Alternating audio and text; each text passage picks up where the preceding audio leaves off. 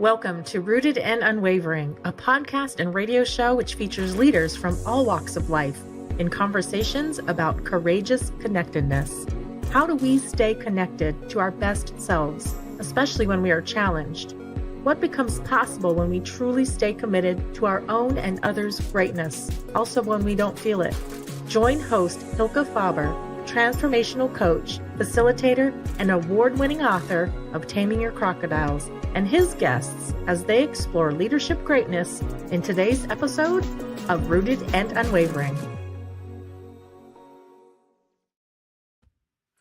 Well, welcome to Rooted and Unwavering, where we help leaders connect more deeply to their innate potential. I am your host, Hylke Faber, and I'm here delighted to be with Margaret Andrews, author of a wonderful book, the abbreviation of which is MILO, Manage Yourself to Lead Others, and also a senior leader and lecturer at Harvard and other places. Margaret, how are you today? I'm doing great. I'm very excited to be here. So thank you for having me. I'm really an honor to be with you today, and we'll learn a lot from Margaret today. Before I introduce Margaret more formally, as we always do at the beginning of this podcast, I'd like to say a little bit more about Rooted and Unwavering and the context we're creating in these podcasts. This being episode 65, it's become a bit of a tradition. We are now just in the holiday season, and in the holiday season, it can get so easy to get distracted by all the busyness. And that's also true when we are at work or any other part of life. And so Rooted and Unwavering started because there was a passion to help people connect more deeply to their innate self, so that when we go to sleep at night, we say, yes, I showed up today. That was me. That was not my mask. That was not my stressed out self that wanted to find some validation or whatever it was. It was something deeper that came to the surface in the meeting that I had with my boss or with my client or with my peer or whatever I was doing. Something came to the fore that felt like inner music. Sometimes the holiday season can be a time of rest and a reflection. So if that's true for you, maybe this is a time to get a little closer to yourself, to get more rooted in yourself, and the beautiful nourishment that happens when we quiet down and we let all these different parts of us come back together like a good stew, so that we can taste the essence of ourselves. We are here together not to make stew. We're here to talk with Margaret Andrews, and Margaret Andrews comes to us with 3 decades, or maybe even more than 3 decades of experience. As I mentioned, she has distilled her wisdom into her recent book, Manage Yourself to Lead Others: Why Great Leadership Begins with Self-Understanding. And Margaret's journey started with, included a previous boss telling her that she was, quote unquote, not self-aware when it came to her relationship with him or with the rest of the team. And to change that, Margaret didn't become defensive or try to change her boss. She looked for insights from famous leaders to management studies and disciplines like philosophy and psychology to figure out what to do. And what she found is that the basis for powerful, effective leadership comes from within, from understanding yourself and then managing yourself toward being the leader you want to become.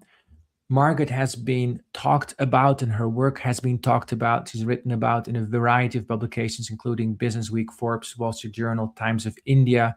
Her writings have been in Leader to Leader, Training Industry Magazine, Psychology Today, and her book, Manage Yourself to Lead Others, was published by Hachette in 2025.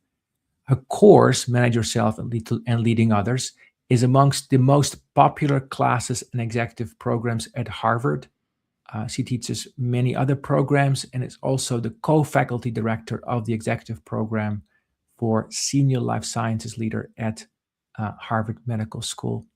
She started not this way, started her way as a CPA in San Francisco, and she now leads MILO Center, a private leadership development firm. She's been the executive director of the MBA program at the MIT Sloan School of Management and associate dean at Harvard. She's been at University of California, Berkeley, and has a graduate degree from MIT. So much to say, you could say so many accolades, and yet that's not how I resonated with Margaret when I met her for the first time a few months ago now. I was struck by her humility and groundedness and real desire to be of service. So I am so looking forward to having a real conversation with Margaret today. So Margaret, let's start with this first question, which is, what have you learned about connectedness in your life and leadership? Yes, that's a big question, of course. Yes. So I would say in terms of connectedness and leadership is that there are many connections. There's that, first of all, you have to really connect with yourself, go inward. That leadership really is an inside out proposition. And by the way, I love the name of your show, Rooted and Unwavering, and the photograph that you have for it. I've seen versions of that photograph and just absolutely love it. It's awe-inspiring about how solid something can be around chaos. And so to me, that's what going inward is about. It's about understanding yourself, your backstory, how you were shaped, the ideas and the people and things like that. And that doesn't mean that that is what you're going to be for the rest of your life, right? But it does help to understand that. So it's going inward first and connecting with yourself, and then managing yourself towards the leader that you want to become. And then it's connecting with other people. I work with somebody who says empathy makes the world go around. And I think that is so true.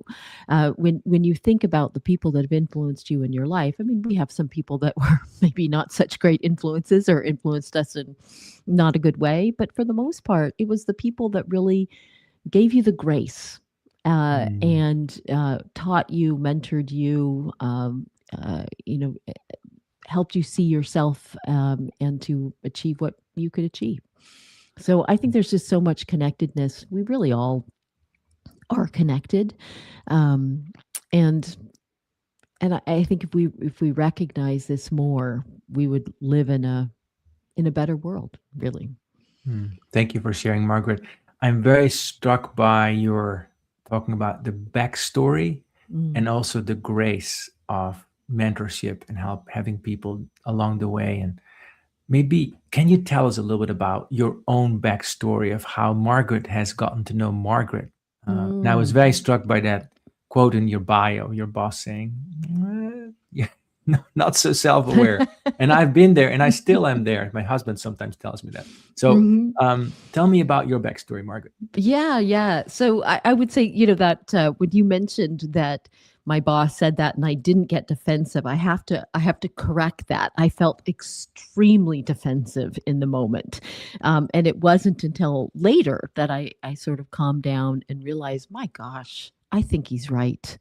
And that was the hardest part, was to recognize that it wasn't him, it was me. So with that, he did say, I don't think that you're self-aware. And he said, you're overly ambitious and you don't understand how you come across to other people, right? All of these things.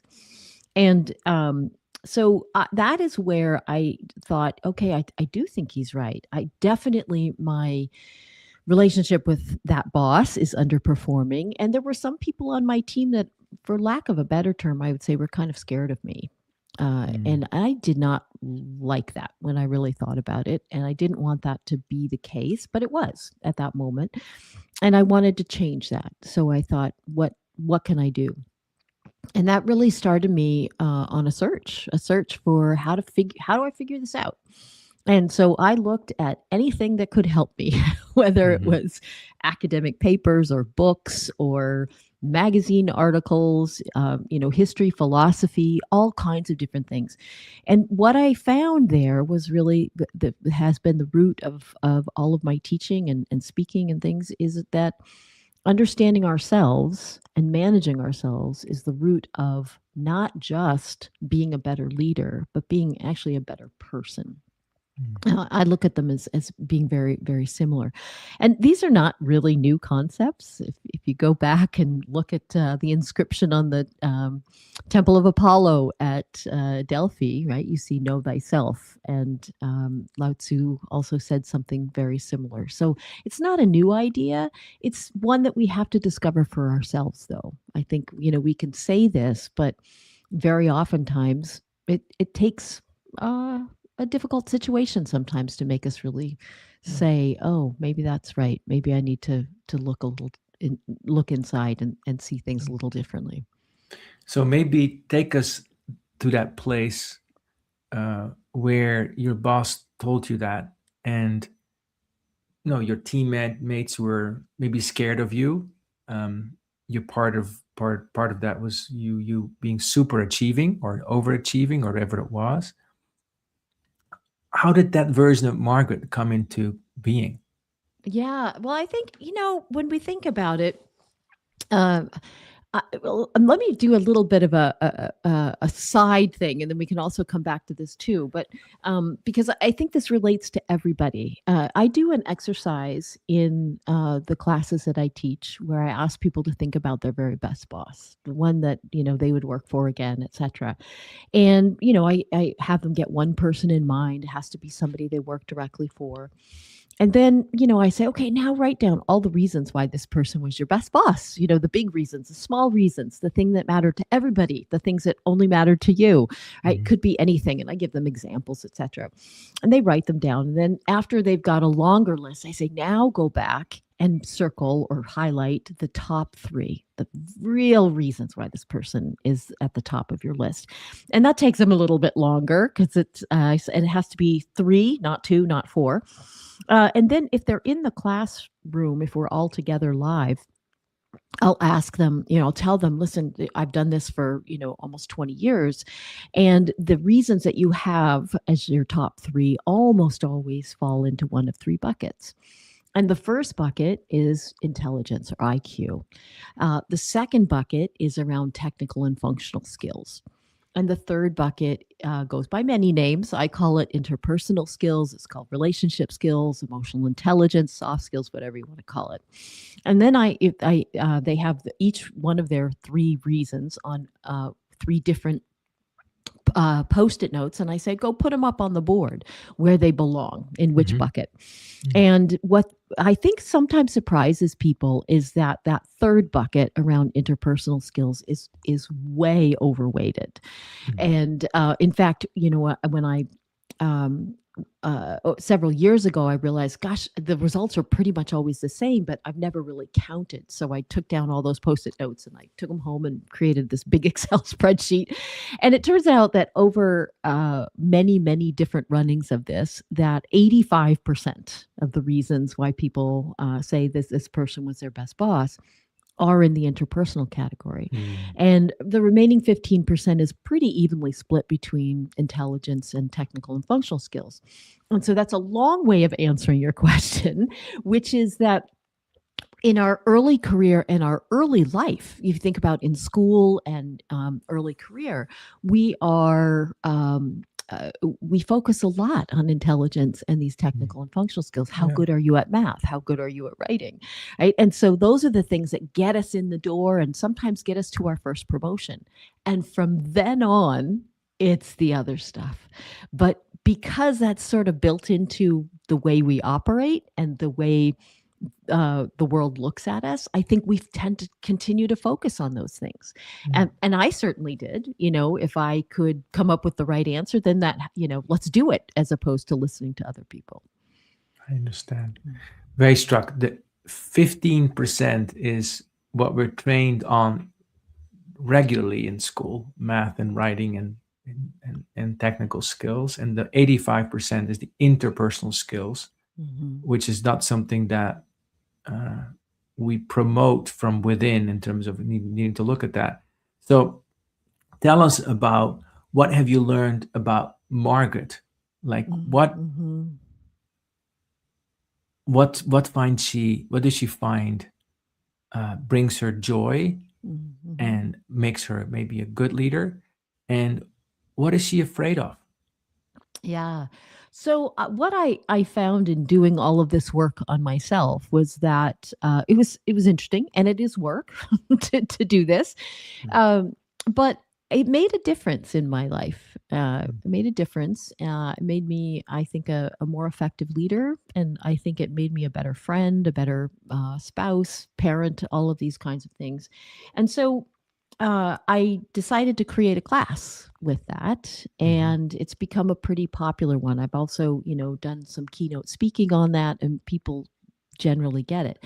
So, what I have found is that helping other people get to where they want to go is something that I really like. So, mm, I really enjoy talking to people about Milo topics, and I just finished my full semester class on Wednesday night, mhm. and it's bittersweet on that last one. I'm glad to not have grading anymore after that, but I miss people, and I miss the conversations that we have and they have with each other, and sort of the discoveries, and it's one of those things that I learned too. People think that the teacher is there sometimes to impart knowledge, but we all learn together. And Mm, every class is different. So, you ask what brings me joy. It is teaching this stuff, and having the light bulb go off mhm. for people, and seeing them succeed better and differently.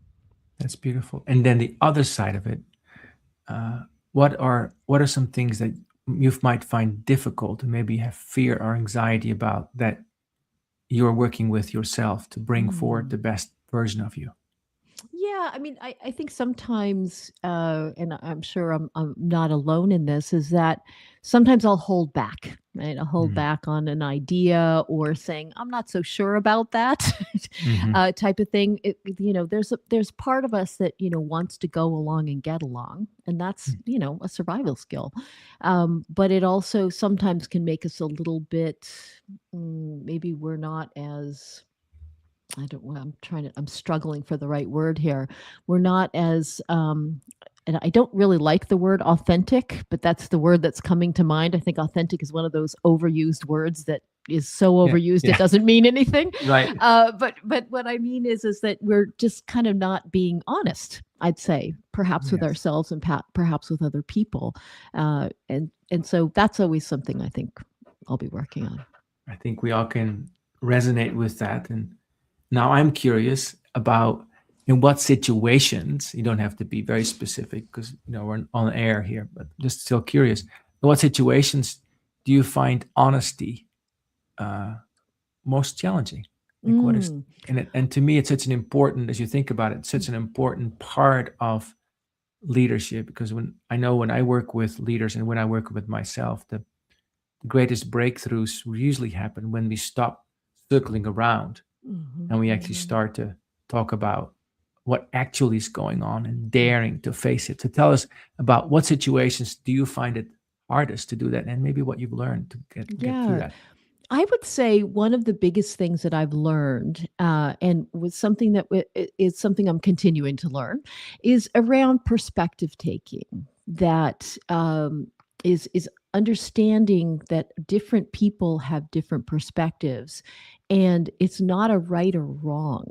A lot of Mhm. times, I always think of this little cartoon that's out there that many people have seen, where there's two people standing across from each other, and they're shouting at each other. And one says six and the other says nine. And what Right. you see is on the floor, they're, depending on where they're standing, it looks like a six or a nine. And it always just, I love that. And I use it all the time because it happens a lot, that Mm. just because one person is right doesn't mean the other is wrong. That it depends on your perspective, and your perspective is built on your backstory, and it's built on where you sit in the organization, and all kinds of different things. So I think the thing that it's around understanding, it's getting more curious. Mm. It might be, as opposed to saying, well, I just totally disagree with what you said, I might just say, can you tell me a little bit more about why you think that way? Right. And it's both the question and the tone. that it's asked in, Mhm, right? Because mhm, I've definitely had people ask me questions. Well, why do you think that, right? And it feels mhm. like an attack. Where I've Right. had other people say, well, tell me about why you think that, and it's Yeah. a very, very different question. Yeah. Yeah. Yeah. I hear you. I hear you. So, how do you interact, and how does one interact with disagreement, different perspectives, Mm. seeing the nines and the sixes maybe not from the same perspective, or the story that we many people know about the blind people and the elephant. Like, what is the elephant? Like, is it the person with the leg? Is it like a pole, or the person with the belly? Is it like a ceiling, or is it the person with the tusk? Is it like a knife? What is it? Well, they're all right. They're all correct, and that getting to that place is important. So it's helpful to get a more integrated perspective. So tell us about like getting to know yourself, because you've been in this field for decades now. Um, if you could talk to your 20 years ago self, right? What did you see her do 20 years ago? You today say, huh, you don't need to do that anymore. Mm-hmm. I would say it's probably around worrying, anxiety, right? Those kinds of things. And that shows up in, lots of different ways. But it's interesting that you asked that question because when I was writing the book, I asked a bunch of volunteers, some that had been former students and some people I knew through various ways. And I asked them, I said, what would you go back and tell your younger self, your earlier career self? And so, they came back with, many, many different things. And then after everybody had come back with what their personal one was, I sent them another email and I said, if I had told you that when you were that age, would you have listened? And to a person, they said, no, I had to learn it myself. And so but I think that is part of it is that, we can, and that's why I also like that best boss exercise that I mentioned earlier, is that if I just told people, these are the three things that come to the top, Mhm. people will go, oh, okay. But when it's you that have those three things or two of those three or whatever, all of a sudden you get it, right? Right. Because you're remembering a person and their impact on you. So it becomes personal, and Hmm. you can relate to it. It's not book learning or somebody giving you a little pill. It's something that you need to discover for yourself by asking a question, or by being with it for a little while. Yeah, and you're a coach, so that's what you do, right? You're very good at asking questions and getting people to reflect. Yeah, it's amazing what happens when the Mm. mirror is seen clearly into, Mm. and nobody can tell you that. It has to happen. That's right. People can tell you that, but you have to discover it yourself. There's that old saying, when the student is ready, the teacher appears. Turns out the teacher was there all the time, but we just didn't notice them. Right. The Yeah. blindness is blinding. I am very curious about you as a person, Margaret. So I want to get to know a little bit more about your backstory as a person. Mm. Mhm. Because and the reason I'm curious is because I sense your words don't come from book learning. They come also from book learning, but they also come from an introspection into yourself. That's what I sense. Mm. So I'm curious about how you have, maybe tell us an anecdote about worry and how you learned to maybe worry a little less, or undo some of the worrying. Tell us about that. Mm-hmm. I think part of it is around, I'll say distraction, right? So if I'm worried about something over here, I'll work on something over there, right? So I get my mind engaged in that.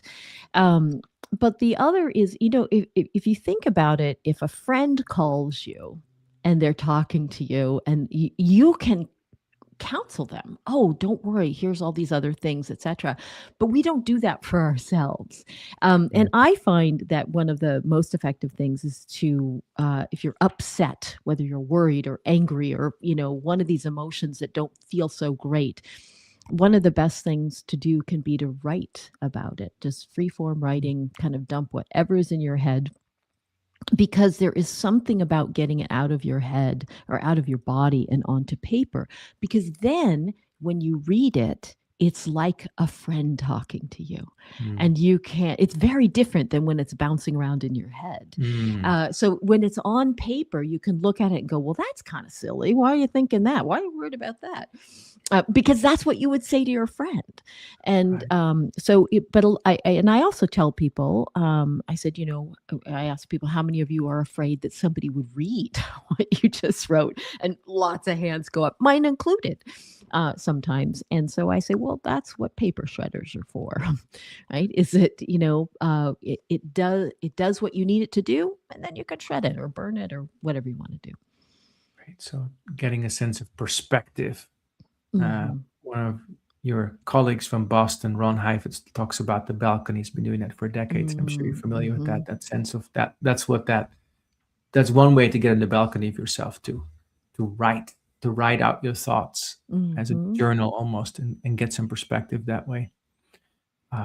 So as you tell us about this, of course, as a coach, I want to get into your journal because I want to understand what that's like.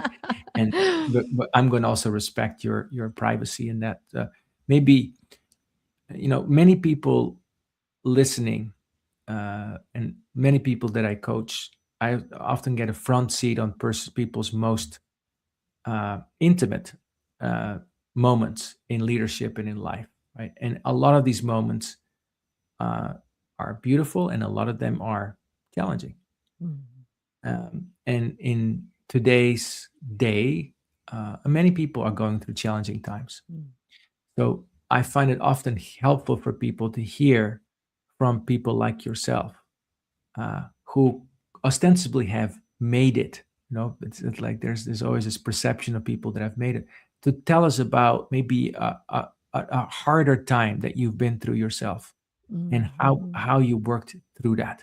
Because those kinds of heroes' journeys that Joseph Campbell, one of the people that I admired in mythology, is the author of The Hero with 1,000 Faces, and a wonderful professor, no longer in the living, talked about is the hero's journey, right? The sense of we have to go through the valley of death and the challenge to find the elixir, to find what there is to learn. So we'll take a short break in a moment. Maybe after the break, Margaret, you can tell us a little bit about a difficult situation you've been in personally or as a leader, and how you worked through that. So that's okay for you. Well, you've been listening to Margaret Andrews, the author of Manage Yourself to Lead Others.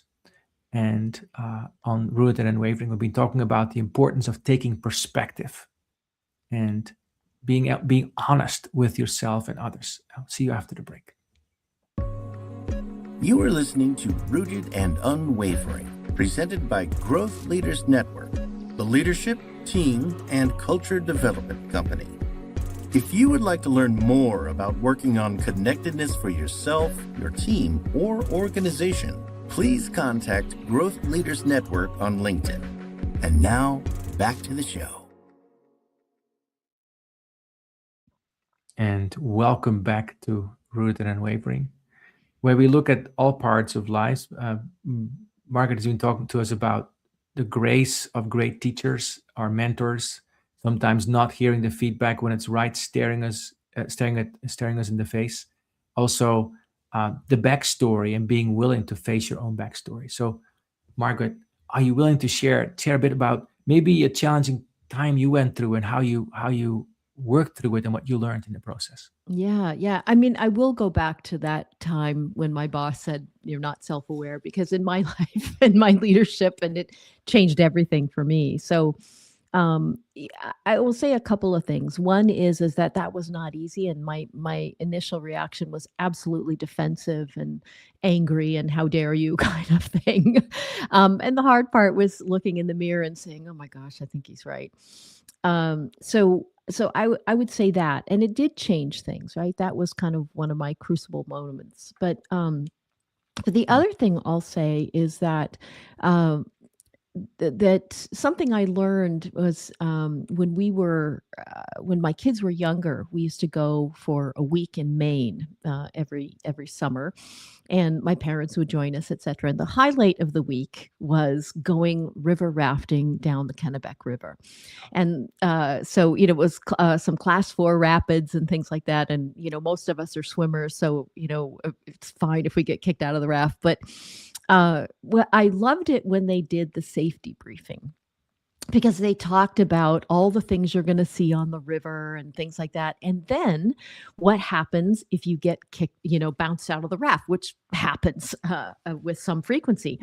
And what I loved, and I really sort of took this as kind of my own mantra in a way, is they said, nobody cares about your safety and as much as you do, and you should act accordingly. They said, they called it aggressive self-rescue. And I just thought that's such a great term, right? Wow. And so to me, when we face something that is very difficult for whatever reason, it could be that somebody tells you you're not self-aware, or things are not working out the way you want, or that you are laid off from your job, or think of all the things that can happen to us, is to think about that aggressive self-rescue, and part of that is saying, what really just happened, right? What really just happened? What is similar? What is different? What has changed? And it's not catastrophizing, right? Which is one very natural reaction. But the other is not denial, which is also another natural reaction. It's kind of saying, well, what really happened? And sometimes it's you writing to, talking to yourself, and sometimes it's talking to a friend or family member and sort of getting, I would say we learn a lot when something comes out of our mouth too, right? If you and I are talking, sometimes I'll say, oh my gosh, I can't believe those words mean something, right? Yeah. So, and that can be part of that aggressive self-rescue, is getting it out of your body and starting to be either see it on a page or hear it come out of your mouth. So I would say in all of these, it's, and I think the more, but we also can't necessarily go right into action. I think that when something goes wrong, there is I'm going to say a grieving period or a shock period, whatever you want to call it. And I think that we oftentimes think, oh, I have to get over this, or I have to get beyond this, or whatever words you would use. And part of me says, there is a grieving process here. If somebody that you care about passes away, we don't think that you're going to be fine tomorrow, cry tonight and show up tomorrow kind of thing. It's like, no, if you know anything about grief, as a friend of mine says, it shows up at very inopportune times. And there is a process to it. And I think that when you have any type of setback, whether you are at fault or somebody else is at fault, or, all of us are, that there is this aggressive self-rescue. But part of it is just, just saying, okay, let me give myself a little bit of time. Let me look at this. I love this frame of aggressive self-rescue. And I don't often like the word aggressive. And in this context, I love it, because it really feels like taking a stand for yourself, for your best self, in the process of being in the water, being thrown off the raft, basically, by life circumstances. And I'm very struck by your response to your boss all those years back. And, you're admitting, like, well, I was defensive. Tell us about, what was your journey to go from anger to like, no, to this different place, which led you to great curiosity and eventually wisdom and insight about yourself? What was that? Because that transition point, I think, is such a rich place that we can some of us get stuck in. Yeah. I think that that's one of those things where if somebody tells you something that's I'll say an inconvenient truth, our natural reaction is to say, well, that's not true, but what about this, right? What about this? And so we kind of want to deflect it. But I think that the important thing is to say, well, what if they're right? Right. And owning some part of it, like in any difficult situation or any difficult relationship, we have to remember that we are part of that relationship. So I oftentimes think of those things as a dance. You move forward and I move back. We are part of the dance. And so it's looking at and saying, well, what is my part of this dance? What am I doing that is perhaps making this worse? And so it is one of those things, but I also think too, you can't do it in the first moments. You have to have those difficult emotional reactions. And that's part of being human, as much as we may not like them, that is part of being human, is having these reactions. I don't think of them as negative emotions. The more I looked into it, the more, as Susan David says, emotions are data, right? And they're telling you something. And I think that that's very helpful. That's great. So that sense of, okay, so when somebody says you are not good at this, or in your case, you're not self-aware of this, then yes, most of us will have the emotions of anger, or not wanting to listen to that, or wanting to make up excuses, or whatever it is. And if we can see that as simply as data, like, oh, is that true? Then we can move through it and start to organically end up in a different place without being able to force it. I love that you said, grief shows up in inopportune moments. It does. So how do you work through that? Is just simply by staying present to it and letting it happen. So I know we've talked about this episode a lot that happened back then. You work with students all the time, right? And other people as well. Tell us about those light bulb moments. That's a wonderful way of connecting people and connecting with people and helping them sometimes through this journey that you're describing, from not knowing to knowing something about yourself. Tell us about how those light bulb moments happen. Yeah, I think there's two that I would tell you that I think really I always repeat because they're so helpful for everybody. The first one is not in the book, but it was a guy that was in the class, and we were talking about emotional intelligence and about understanding your emotions, feeling your emotions, etc. And he basically said, "I don't do this well." And he told the story about how he was in his basement and he was not in a good mood that day. And he said he was just kind of, bouncing around. He said, if you heard him from upstairs, you might understand that he wasn't in a great mood. And so as he's about ready to walk up the stairs, he sees his son is standing at the top of the stairs, and his son holds up his hand and says, "Daddy, stop." And so this student, and he's, in his 40s, and he says, and the son says, and he pulls out one of these, smiley face things where it starts off with a happy face and gets to an angry face kind of thing. And he says to his father, he says, "Daddy, where are you?" Right on this spectrum of these happy faces. And so he points to where he is, and the kid looks at it and he says, "So what can we do to get you better?" And the student says, "Here I am being schooled by a 5-year-old," right? And he said, "This kid knows more about emotions than I do." And I just love that story because he told it in front of the class and everybody laughed, but everyone goes, right? That your kid would have schooled me too. But it was such a great story because, he said it taught him, everybody around me can tell how I'm feeling and I didn't even know it. Wow. Right. So it was a super good one. But the other one is that one time when we were in a class that I was teaching, we were talking about this case, and the case was about Dr. Ventura, who is this amazing surgeon, and he takes on these really tough cases. He's raising the reputation of the hospital, etc. But he's also a bully, and he's, creating this incredibly toxic environment for people. He's yelling at them and, things like that. And so we're having this incredibly impassioned discussion in the classroom about we as the hospital administrator, his boss, what do we do about him? Do we keep him and try to coach him to, get the good things, and get rid of some of the not so good things? Or do we let him go, just saying this is never going to work type of thing? So very, very strong opinions on both sides. And as we're kind of narrowing down the conversation, I notice a hand raised in the back of the room, and it's James, and he has not spoken the entire 2 days that we've been together. And so I call on him, and he says from the back of the room, he says, "I'm Dr. Ventura." And you think about a TV show or something like that where everybody turns around at the same time. That's exactly what happened.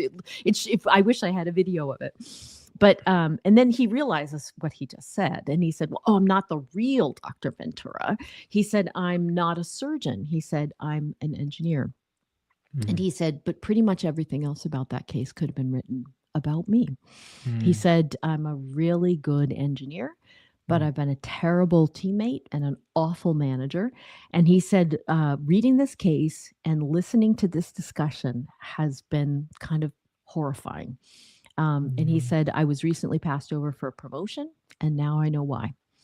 And it was just, honestly, it was one of the most courageous things I've ever heard anyone say in a classroom. And what was super interesting too was that at the break, everybody wanted to talk to him. Right. And so his own vulnerability and courageousness in saying this really opened up a lot of dialogue with other people. And it made me realize how many people were concerned that they might be Dr. Ventura too. And so anyway, he came back, he took another class with me, and he told me that he got that promotion about a year after he came. And he, within the next 4 years, he had 2 more promotions. So he absolutely took it to heart, what had happened. But again, I think it was one of those things that when the student is ready, the teacher appears. How did that feel for you in that moment when he said, "I am Dr. Ventura"? Yeah, it was one of those, everybody's breath came, and then everybody, I'm staring at him, but everybody else turned around like, "Oh my gosh, Dr. Ventura's in the classroom." And then, he realized he was saying it kind of like, "Hey, I'm that guy," but he didn't realize he'd said, I am Dr. Ventura. And then he corrected it. But it was an amazing thing. It was, you're not used to somebody, I'm going to say, being that vulnerable in the classroom. But what was great was that he opened it up for everybody else to talk about this as well. So, but it was great because he opened up a discussion, and he took it to heart. He absolutely took this terrible situation to heart that he was in, and did something about it. So, and it shows also that this EQ can be learned. Oh, absolutely. It can be learned. It's not easy. Right. It's not easy, but it absolutely can be learned. Can be learned. And beautiful to see that he stepped into it and he stayed with it. And then he had immediate feedback from the class by having all these connections with everybody else. Absolutely. Absolutely. It was great. And because it took a lot of guts to say that out loud. So what can we do as leaders to create a context or cultivate that kind of connectedness for people? You teach people about this all the time, this stuff, right? And what makes it so that the likelihood of having people having those, "Oh, I'm that guy," or "I'm that gal," or "I'm that them" moment, for that to happen, what do you do, or how do you approach that? Yeah, I think it's one of those things that the name of the class is called Managing Yourself and Leading Others. The name of the book is Manage Yourself to Lead Others. So they're very, very similar. But when somebody asks me, if I meet them and they say, "Oh, what class do you teach?" and I tell them the title of it, everyone says, Oh, right. So they know what it is. They know what it's about. And I oftentimes get two different responses. One is saying, "Oh, I should take that class." And the other one is, "Ooh, my boss. You think we can get my boss to take that Mhm, class?" mhm, mhm, So I think that people, when they take it, are, well, I definitely have people that are sent to that program, right? They'll tell me, I'm here because I don't want to be here, but my boss told me I had to come. But I think they usually get a lot out of it. A lot of times they'll come up to me afterwards and say, "I didn't really want to be here, but this was really eye opening." mm, So I think you have to be open to this, right? You have to be, mm, and I think a lot of times adverse situations are what actually open us up to it. Is mhm, and mhm, that's why I don't typically teach this to undergrads, mm. because if you've never been in a leadership position, this all sounds so obvious and so easy, right? Right. But when you've been in a leadership position, you realize, oh, this is so much harder than it Mm. sounds, and it's so much more nuanced. And that's, I think, when people uh, are more likely to come to the program. So most people that come into the program already have an innate motivation to open up a bit more because of some adversity or prior experience that helps them recognize, like, oh well, actually this may be a time for me to be humble and actually to open up and learn something. It may be. I mean, not everyone, right? Not Yeah. everyone. But I always say, if anyone gets something out of it, that's a win. Because I definitely think that there are ripple effects, that, if somebody comes to the class and they realize something and use that to become a better leader, then everybody in their life is impacted by that in a positive way. And that's why I think, if more of us understood ourselves, that the world would actually be a better place. That, because understanding yourself makes you realize that you are similar and different from other Mm, people. mm, It also helps you realize that they are similar and different than you. mm, Because I never really thought about it a lot, but I will say that probably the best lesson I ever learned about leadership was from having kids, oh, because I knew nothing about kids. I hadn't done a lot of babysitting. I had never changed a diaper before I had my first child. And I just remember when I was leaving the hospital with my first son, and thinking, if they knew how little I know about parenting, there's no way they'd let me leave with him, right? That would be child endangerment. But they didn't know, and they let me leave. And I had to learn everything about kids from him. I had to learn, not just how to feed him and bathe him and, those kinds of things, but what his cries meant and what made him happy and what made mm, him laugh. mm, And so when I had my second son, I thought, "Oh, got this now," right? And then when my second son was born, I realized, "Oh my gosh, he's completely different." Right? mm, What makes him happy or laugh or whatever, his moods are different. And so I thought, "Oh wow, that's interesting." So then my daughter comes along. I think, I know this now. And again, I was wrong.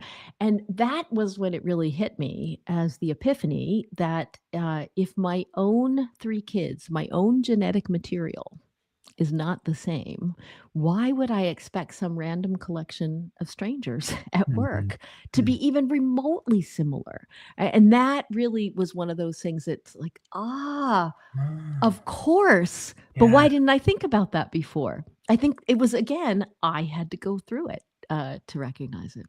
beautiful. So you have 3 kids, is that right? Mhm, That's mhm. amazing. Okay, all right. And they're all okay, by the way, so they turned out Great. fine. I'm so glad to hear that. I'm so glad to hear that. So you've been teaching this class for many years.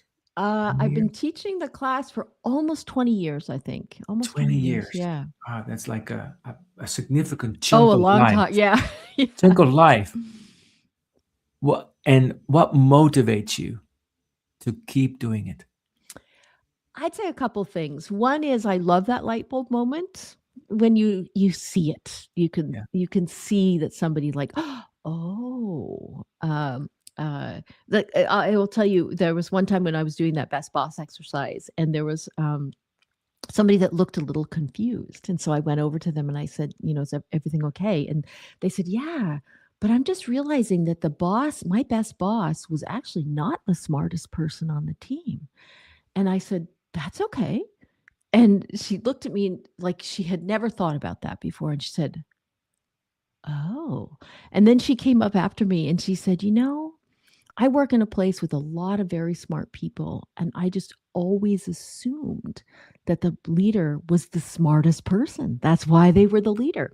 And she said, so I've been spending all my time trying to let people know how smart I am so I could be the leader. And she said, I get it now. That's not what makes you an effective leader. So I love those things.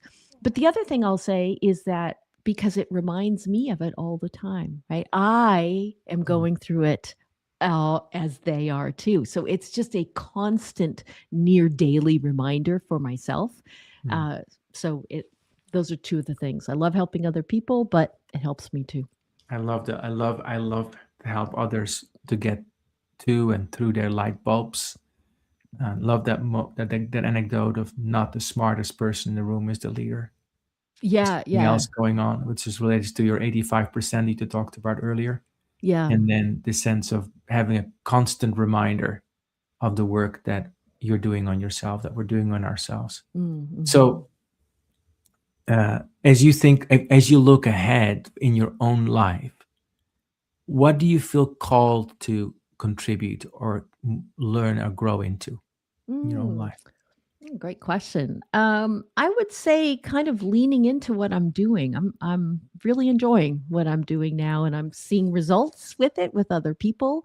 So I published the book a few months ago. I'm doing more speaking. So I feel like everything I do is kind of concentric circles, right? When I first started teaching, it was like 36 people in that classroom, and then when I did more of these professional development programs, I did more of them. And so more people, the book takes it a little bit further out, and public speaking takes it even further out. Nice. So to me, that's important. And people, will everyone get it? No. Will everyone care? No. But, some people will. And that's what'll make the difference. Some people will. I heard you say earlier about how this work creates a better world. I'm paraphrasing. Tell us more about why you see it that way. Yeah, and I think this is also where I go back to the best boss, is because when you think about your best boss, that person, generally when I ask people, would you work for that person again? I see a sea of nodding heads. And I say, do you think that they understood themselves well? And they're like, yeah. Do you think they managed themselves well? Yeah. Do you think they cared about you as an individual? Yeah. I'm like, that's what we're going for. So I just think that when we think about our best boss, or, somebody who has really helped us in our lives, that made us better, that made our part of the world better. And that if we can do that for other people, it's a nice ripple effect. It's a beautiful ripple effect to help each other grow. I love those questions that you asked. Do you think that boss knew themselves? Did they manage themselves? Did they care for you? And these are such profoundly simple, but yet very foundational questions. Like, okay, I think these are very important questions, I think, for us as listeners to you today to take into account. Like very simple orienting pointers, but very powerful. Do I know myself? Do I manage myself? And maybe don't make it a binary. How do I know myself? How do I to what extent? Yeah. Right. Yeah. An endless journey. And then how do I care for others? And that's an endless journey too.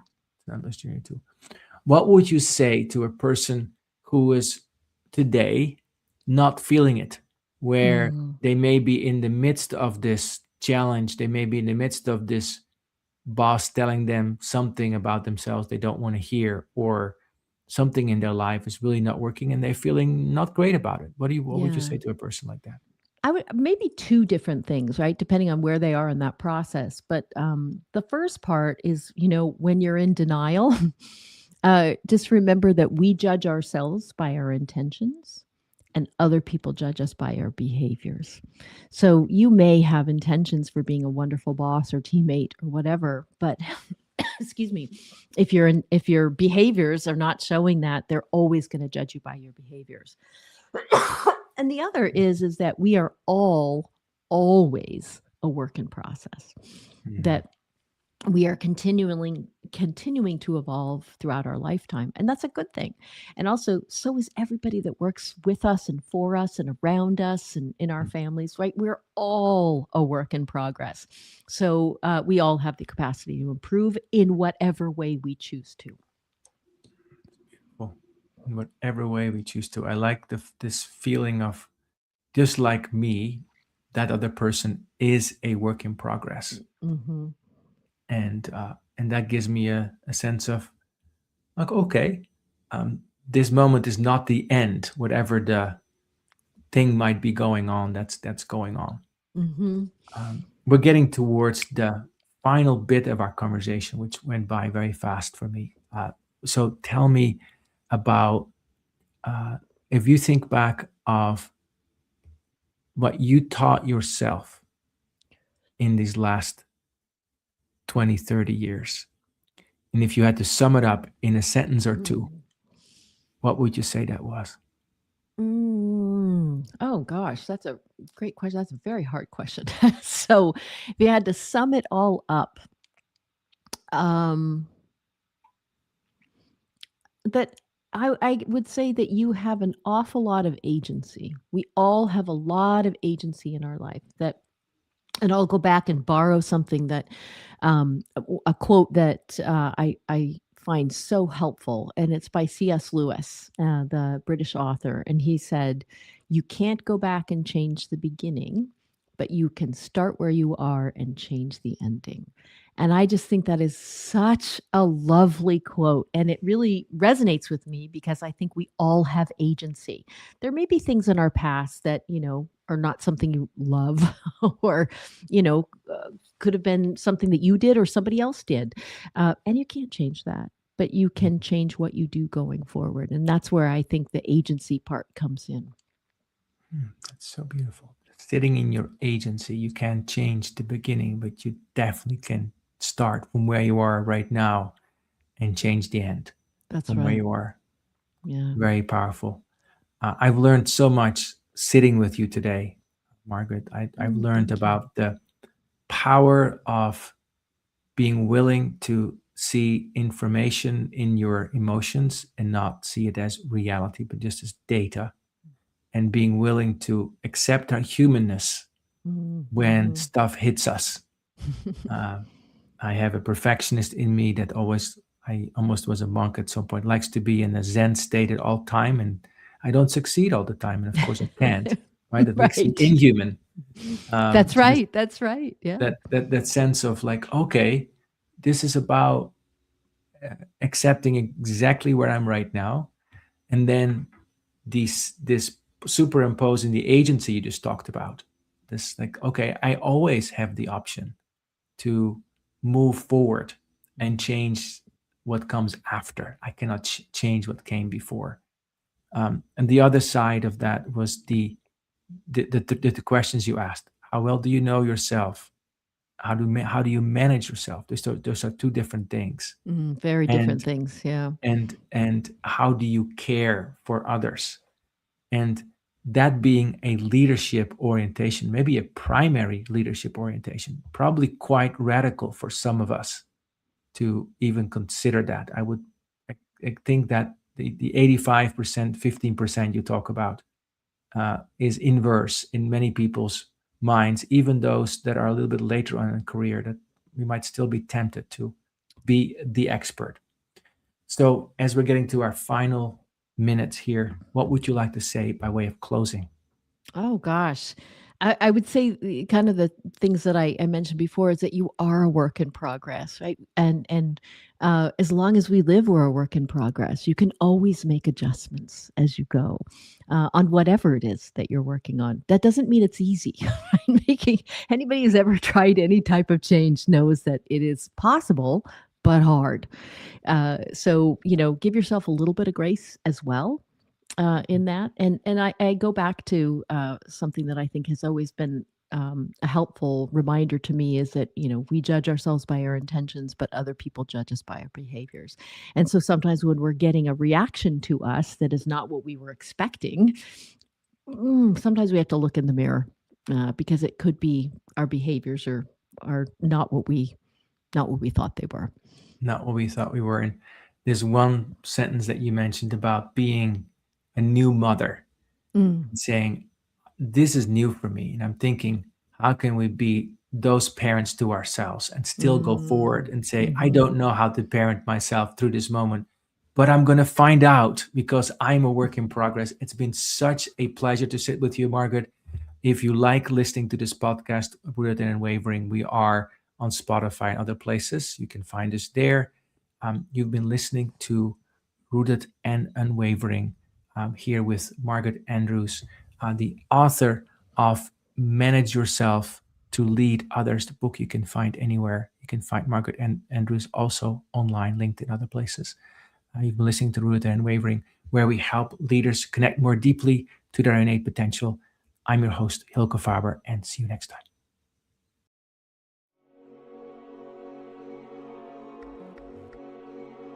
Thank you for joining us in today's episode of Rooted and Unwavering, leadership conversations about courageous connectedness, presented by the leadership development company, Growth Leaders Network. To learn more, subscribe to this podcast, connect with Growth Leaders Network and Hylke Faber on LinkedIn, or read Hylke's award-winning book, Taming Your Crocodiles. Now take a moment and appreciate something that is great about you. Celebrate the gift that you are and enjoy connecting more deeply to your best self today. See you next time on Rooted and Unwavering.